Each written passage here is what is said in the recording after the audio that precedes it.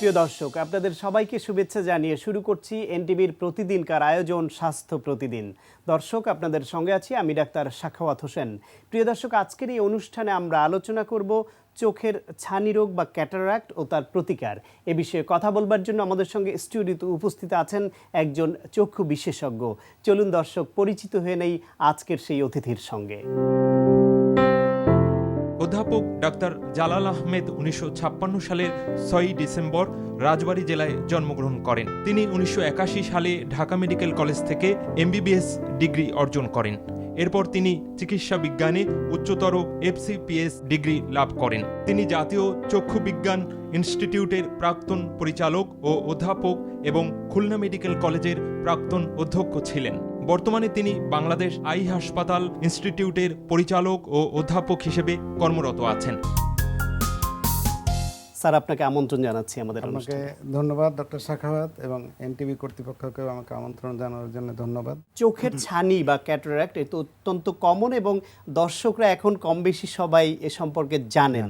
তারপর আপনি যদি একটু বুঝিয়ে বলেন চোখের ছানি রোগটি কি এবং এটি কোন বয়সের লোকদের বা কাদের বেশি হয়, কারা ঝুঁকিপ্রবণ গ্রুপ? চোখের ছানি রোগ সাধারণত ছানি বেশ অনেক প্রকারের ছানি আছে, কিন্তু আমি আপনার সঙ্গে আজকের আলোচনা সীমাবদ্ধ রাখতে চাই বয়সজনিত ছানি বা এজ রিলেটেড ক্যাটারাক্ট, যেটা এটা সাধারণত 40 বছরের আগে সাধারণত এই ছানিটা হয় না, সাধারণত 60 বছরের আগে পরে এই ছানি রোগটা সাধারণত হয়। এবং যেহেতু ছানি রোগটা সবচেয়ে বেশি প্রতিরোধযোগ্য প্রতিকারযোগ্য অন্ধত্ব যেটা আছে, তার মধ্যে শতকরা 80% কারণেই ছানিজনিত অন্ধত্ব, এবং সারা দুনিয়াতেই এটা আছে। বিশেষ করে আমাদের দেশের মতো যারা স্বল্পোন্নত দেশ, এইসব দেশে ছানির প্রকোপ আরও বেশি।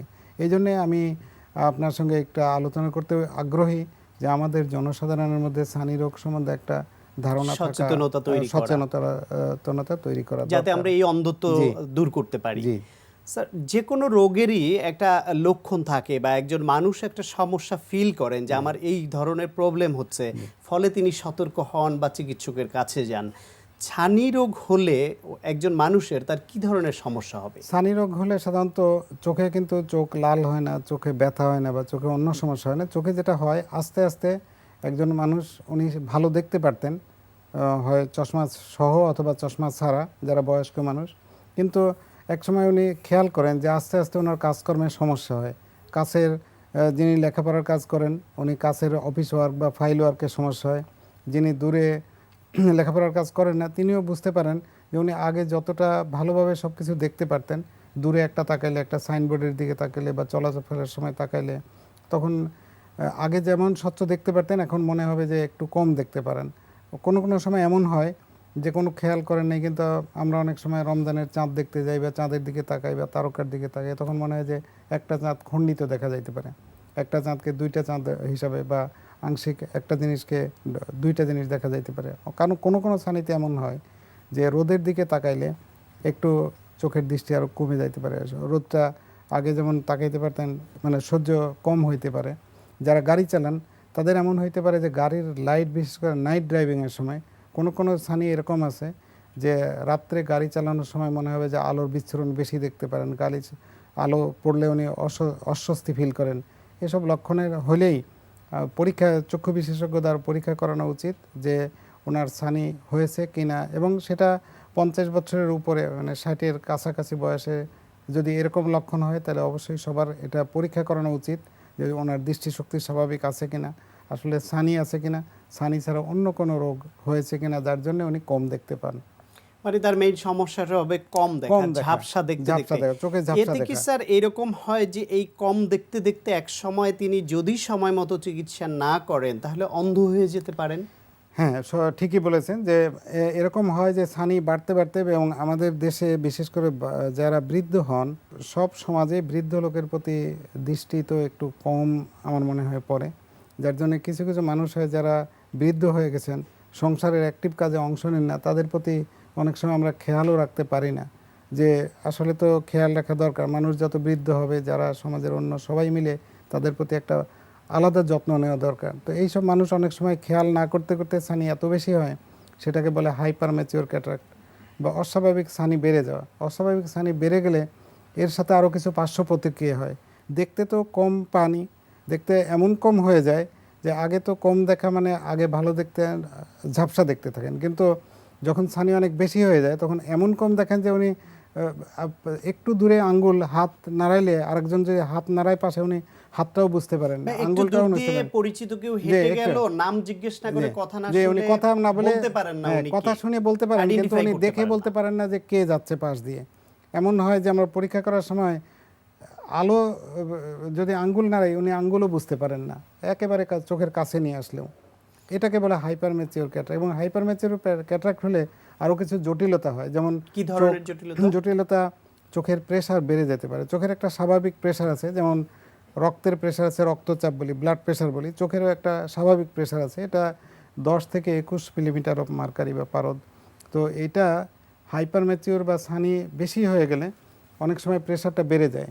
এই প্রেশার, চোখের প্রেশার যখন বাড়ে তখন চোখটা অনেক সময় লাল হয়, চোখে অনেক সময় ব্যথা হয়, চোখের পাতা ফুলে যায়, চোখে ওই কপালের মধ্যেও ব্যথা হয়, অনেক সময় এমন হয় যে চোখে মানে বমি হয়, অস্বস্তি মানে রোগীর অস্বস্তি দেখা দেয়। এটা অ্যাকিউট অবস্থায় হঠাৎ করে প্রেশার বেড়ে গেলে এই ধরনের সমস্যায় তিনি ভুগতে জি, পারেন। জি। স্যার, ছানি কি কোনো ব্যক্তির একই সঙ্গে দুই চোখ সমানভাবে ঝাপসা হওয়া, কম দেখে এটা হবে, নাকি এক চোখ বেশি এক চোখ কম, কিংবা এক চোখে সেটাও হতে জি, পারে? ছানি সাধারণত দুই চোখের রোগ একসাথে, যেহেতু বার্ধক্যজনিত রোগ, একটা বার্ধক্যজনিত ছানি সম্বন্ধেই আমি বলছি। এটা যেহেতু দুই চোখের রোগ, এটা দুই চোখেই বাড়তে থাকে এবং এক চোখে হয়তো একটু কম, এক চোখে একটু বেশি হতে পারে, তবে এটা দুই চোখের এবং একসাথে দুই চোখেই হয়। এবং আরেকটা জিনিস, যে ছানি যখন বেশি হয় তখন কিন্তু বাহিরের থেকে যে কেউ একটু ভালো করে খেয়াল করলেই চোখের মণির মাঝখানে একটা সাদা দেখতে পাওয়া যায়, সাদা অনেক আসলে সময়। যেটা কালো থাকার যে কথা। কালো কালো যেটা দেখা যায়, এটা সানি লেন্সটা অস্বচ্ছ হতে হতে একসময় অনেক সাদা হয়ে যায়, তখন বাহিরেতে তাকাইলে পরিষ্কারভাবেই সাদাটা দেখতে পাওয়া যায়। এটাই। একজন মানুষ, বয়স্ক মানুষ, সিনিয়র সিটিজেন, জি। তারা এই রোগে আক্রান্ত হলেন, সমস্যায় পড়লেন, সমাধান কি? হ্যাঁ, সমাধান এখন পর্যন্ত বর্তমান বিশ্বে এখন পর্যন্ত ছানি রোগের একটাই সমাধান, সেটা হলো সময় মতো অপারেশন করিয়ে নেওয়া এবং অপারেশন করার সাথে সাথে লেন্স সংযোজন করা। আর ভালো খবর হচ্ছে, সুখবর সবার জন্য, যে লেন্স ছানি অপারেশনের পর লেন্স সংযোজন করলে স্বাভাবিকভাবে সব কিছু হয়, জটিলতা ছাড়াই হলে একেবারে স্বাভাবিক দৃষ্টি ফিরে আসে এবং রোগীর কোনো ভোগান্তি হয় না। এবং এর যে অপারেশন, এই অপারেশনের জন্য রোগীকে হাসপাতালে ভর্তি হতে হয় না, এটা আউটডোর বেসিসেই করা যায়। এটাকে অজ্ঞান করার প্রয়োজন হয়? আর অজ্ঞান করার প্রয়োজন সাধারণত হয় না। সাধারণত যারা কোঅপারেট করতে পারেন, যাদের জ্ঞান বুদ্ধি ঠিক আছে, তাদের সবারই আমরা সাধারণত অজ্ঞান করে অপারেশন করি না। এবং আরও ভালো খবর যে আমরা ইনজেকশন না দিয়ে, অবশের ইনজেকশন না দিয়ে, শুধু অবশের ড্রপ আছে, এই ড্রপ দিয়েই রোগী যদি ভালোভাবে বুঝতে পারেন, চিকিৎসকের সাথে রোগীর সাথে একটা ভালো সমঝোতা হয়, যদি হৃদ্যতা তৈরি হয়, সেক্ষেত্রে রোগী সহজেই ড্রপ দিয়েই আমরা অপারেশন করতে পারি, সেতে আরও জটিলতা কম। স্যার, চোখের বিষয়ে সবাই, এটা অত্যন্ত ডেলিকেট একটা স্ট্রাকচার, সংবেদনশীল অঙ্গ আমাদের। এখানে সামান্য একটা ময়লা বা পোকা পড়লেও আমাদের খুব কষ্ট হয়। সেই ক্ষেত্রে অনেকের মধ্যেই ভয় কাজ করে চোখের ভেতরে অপারেশন করবেন, তাতে তিনি ব্যথা পাবেন কিনা, কিংবা অপারেশনের পরে তার কি চোখ বেঁধে রাখা কিংবা হসপিটালে থাকা এইসব দরকার হবে কিনা, কতক্ষণ পরে তিনি নর্মাল দেখতে পাবেন? একটা জিনিস, যে চোখে আমরা বলতাম যে চোখে একটা পিঁপড়া পড়লে মনে হয় যেন চোখে একটা গরু পড়েছে, এরকম একটা সমস্যা। কিন্তু আসলে এই জন্যই চোখে ভয় পান, এটাও স্বাভাবিক, কিন্তু আসলে আশ্বস্ত হওয়ার কথা এই হলো যে সঠিকভাবে যদি করা যায়, ব্যথা লাগে যেমন না। ব্যথা লাগে না। তবে একটা জিনিস, তো একটা কাজ, চোখ তো একটা সংবেদনশীল, চোখে যদিও খুব ছোট্ট একটা অর্গান, কিন্তু এর ফাংশনের দিক দিয়ে, এর কার্যকারিতার দিক দিয়ে অনেক বেশি। একজন মানুষ সুস্থ আছে কিন্তু চোখে দেখে না, কিন্তু তার কোনো কাজ করার ক্ষমতা নেই। আর একজন মানুষের এই জন্যে সুস্থতার পরেই, মানে জীবনের পরেই দৃষ্টির তার অবস্থান। এই জন্যে যেহেতু দৃষ্টির কাজ, আর চোখ একটা ছোট অর্গান এবং এখানে আমরা খুবই সংবেদনশীল, এখানে কাজও অত্যন্ত যত্নের সাথে করা দরকার চিকিৎসকদের। আর রোগীর জন্য ভালো খবর, যত্নের সাথে যদি অপারেশনটা করা যায়, এটা ড্রপ দিয়ে করা যায়, ইনজেকশন না দিয়ে করা যায়। উনি বাড়ি থেকে এসে অপারেশন করতে পারেন, অপারেশন করার পরে হাসপাতালে ভর্তি না থেকে আবার বাড়ি ফিরে যেতে ডে পারেন, কেয়ারে 2-1 ঘন্টা বা কয়েক ঘন্টা থেকেই চলে যেতে এবং পারেন। সাধারণত আপনি বলছেন যে প্যাড দিতে হয় কিনা, ব্যান্ডেজ করার বেশিরভাগ সময় যেগুলো আমরা ড্রপ দিয়ে করি, সেখানে ব্যান্ডেজ করা প্রয়োজন পড়ে না। কোনো ক্ষেত্রে, কোনো জটিল কেসের ক্ষেত্রে হয়তো ব্যান্ডেজ করা দরকার হতে পারে, সেটাও সাময়িক কয়েক ঘন্টার জন্য আমরা প্যাড দিয়ে রাখি, পরে খুলে দেওয়া যায়। স্যার, এবং এই অপারেশনের ক্ষেত্রে জি। আপনি বলছিলেন যে একটা লেন্স ঢুকিয়ে দেন, অর্থাৎ এটাকে যে ময়লা জমেছে সেটাকে ক্লিন করে সরিয়ে নতুন একটা জিনিস ঢুকিয়ে দিচ্ছেন, যার ফলে সে স্বচ্ছভাবে সবকিছু দেখতে পারে। এটা তো একটা ফরেন বডি, বাইরের একটা জিনিস, এর কোনো ক্ষতিকর প্রভাব আছে? সাধারণত নাই। এটা যে জিনিস দিয়ে তৈরি করা লেন্স ম্যাটেরিয়াল, যেটা আর্টিফিশিয়াল লেন্স বা কৃত্রিম লেন্স যেটা দিয়ে তৈরি করা হয়, এটা হিউম্যান বডিতে অ্যাডাপ্টেবল, এর কোনো রিয়াকশান হয় না। হিউম্যান বডিতে এটা পরীক্ষা করে দেখা গেছে এটা কোনো রিয়াকশান হয় না। এবং অপারেশনের পর অনেকের ধারণা আছে যে অন্য একটা জিনিস চোখের মধ্যে দিলে এটা ভারী হবে কিনা, চশমার মতো এরকম অসুবিধা হবে কিনা, আমরা খেলাধুলা করতে গেলে সমস্যা হবে কিনা, আমি রান্নাবান্না করতে গেলে সমস্যা হবে কিনা, সেলাই করতে, বই পড়তে সমস্যা হবে কিনা, লেন্সটা আবার সরে যাবে কিনা। যদি সঠিকভাবে সঠিক জায়গায়, মানুষের শরীরে যে লেন্সটা আছে অরিজিনাল লেন্স, এই লেন্সটা একটা কভার দিয়ে, বাইরে একটা আবরণ দিয়ে থাকে, এর ভিতরে প্রোটিন ম্যাটেরিয়াল থাকে। বয়স হলে ওই প্রোটিনটা তার স্বাভাবিক গুণ হারিয়ে ফেলে অস্বচ্ছ হয়। আমরা ওই অস্বচ্ছ প্রোটিনগুলো পরিষ্কার করে মানুষের শরীরে যে লেন্সটা আছে এর পর্দার উপরেই একটা কৃত্রিম লেন্স আমরা সংযোজন করে দিই। এবং এটা সংযোজন ঠিক সঠিকভাবে করা হয়ে গেলে তাহলে কোনো এটা আর সমস্যা কোনো সাধারণত সমস্যা হয় হয় না। না, কোনো নড়াচড়ার সম্ভাবনা নাই। এটা খেলাধুলা করলে, রান্নাবান্না করলে কোনো কোনো কাজেই কিছুতেই এটা কোনো সমস্যা সরার হবে না।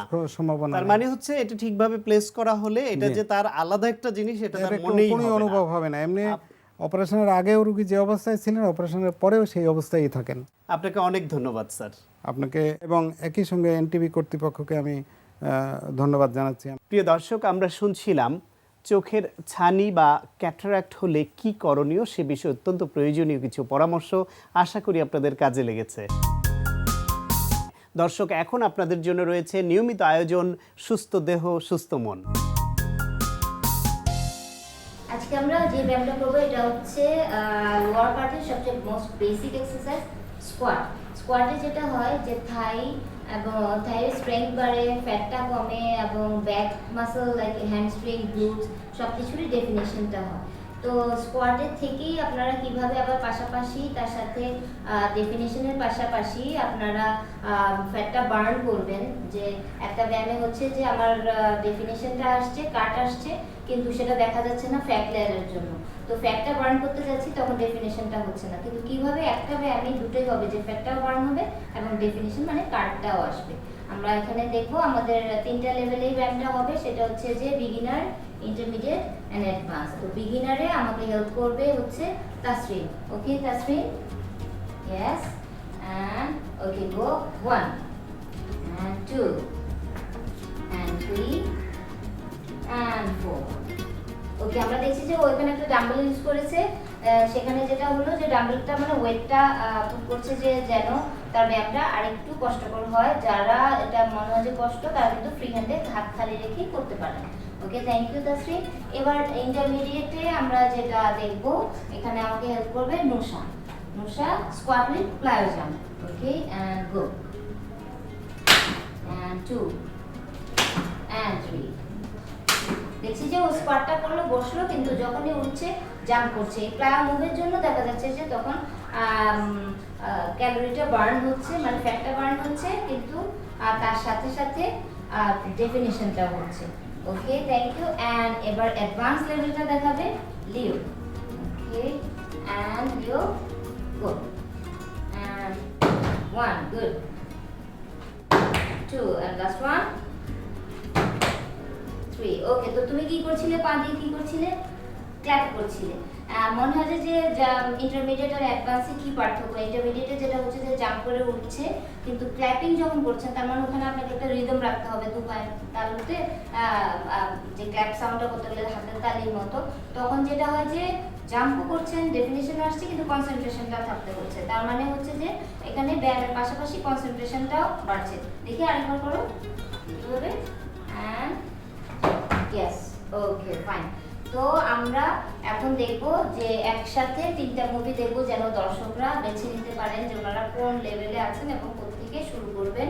এবং 10-12 বার করে প্র্যাকটিস করার পরে তারপরে ওনারা রিপিটেশনটা বাড়াতে পারেন। ওকে, কাম, and 2 times, okay, and 1 and 2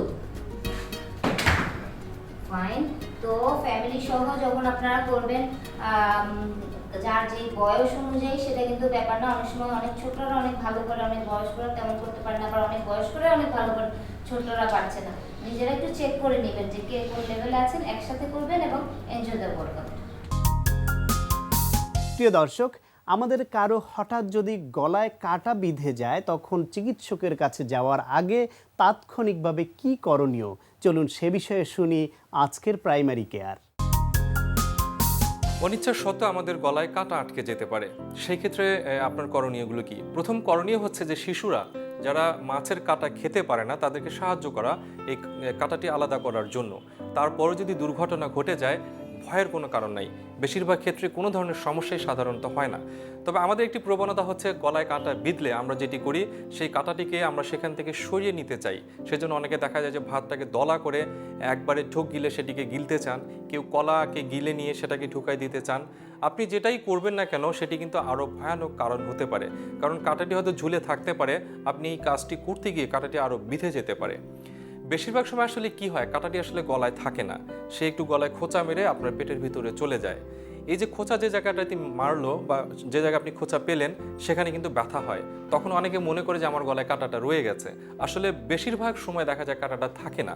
তারপরেও যদি দেখা যায় যে সে অসুস্থ বোধ করছে বা মনে হচ্ছে যে হ্যাঁ আমার কাঁটাটা রয়ে গেছে বা বাইরে থেকে দেখা যায়, তার সেক্ষেত্রে করণীয় হচ্ছে যে নিকটস্থ হাসপাতালে নিয়ে যাওয়া।